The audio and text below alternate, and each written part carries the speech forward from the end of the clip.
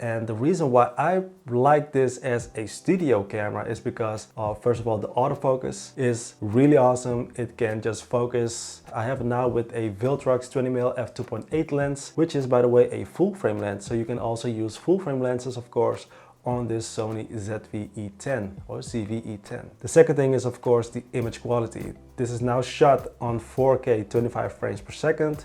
And it looks really similar, if you do it the right way, really similar to a Sony full frame camera. It does have a little bit a softer look maybe compared to a full frame, but still, when you are watching the videos on your mobile phone, the videos will look really good. So the image quality for this little camera, I think, is top notch. You can do 4K up to 30 frames per second. Unfortunately, you don't have 4K 60 or 4K 120, 1080p. Then you get up to 120 frames per second and 60 frames per second. So that is a little bit of a bummer, but then again, in my case, I don't use those slow motion things at all. And overall, guys, I have to admit, this is a really nice camera.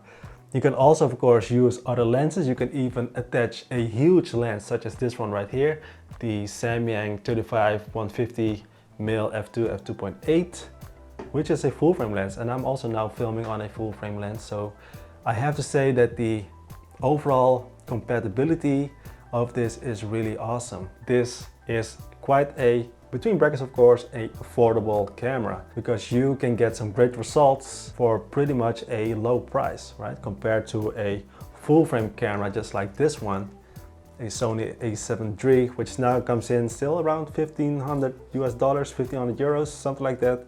And this is like 650, 750 US dollars, 750 US dollars, euros. So it's almost like 1,000 euros, 1,000 US dollars less compared to a full frame camera with pretty much the same features. The other thing that I really like is that it has the flip out screen, of course, which is pretty cool. But the other thing that I don't like about this screen is that it has a limited touchscreen capabilities. So it's not like a phone that you can zoom in, zoom out. The other thing that I don't really like is the ultra old school menu system. To me, I like it still somewhat because I'm used to it, but for people that are not used to it, they have to study this menu system from Sony.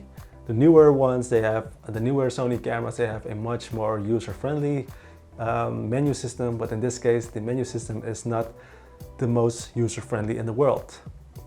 Other thing that I also don't really like is that when you take this camera out to vlog, you're walking around with it, you get some rolling shutter, and rolling shutter is something that I personally don't really like with this camera because everything will feel, it just looks like spaghetti, loose spaghetti, cooked spaghetti, if that makes any sense. It doesn't look good at all. So lines are skewed and everything looks weird if you just walk around with it. The stabilization of this is not the greatest as well in the world. Right, filming now without stabilization, sound coming directly from the camera. And as you see, it shakes quite heavily. It shakes quite a lot. And now with the standard stabilization, it's a little bit better, but not a huge improvement.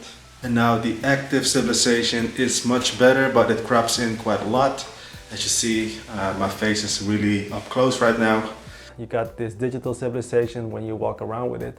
So that's not really good. So I would say if you're going outside to film things with this camera, I would say just use a tripod or a monopod to keep it steady. So, or use a gimbal to make even things more steady. Of course, you can do photos as well. You can shoot in RAW, JPEGs. Images coming out of this from RAW and JPEGs, they look pretty good as well. I think you can have some great results, but to me, I'm missing like the feeling of great images. Of course, it really depends on what you're shooting and what you're doing with it and how you edit it and stuff like that. But the overall pleasure of taking photos with this camera, for me, it's not there. It's more geared towards making videos, and then it feels really good, but it doesn't feel that great for photos, if that makes any sense. You don't get the happy feeling out of it. That doesn't make any sense at all, but I hope this will be transferred, my feelings, into this little video as well. The Sony ZV or ZV-E10 I think it's a great little camera for videos just like this, to create content, to capture things, to start your YouTube or any online career, whatever you want to call it. You can create some good content with it, or just use it as a dad cam.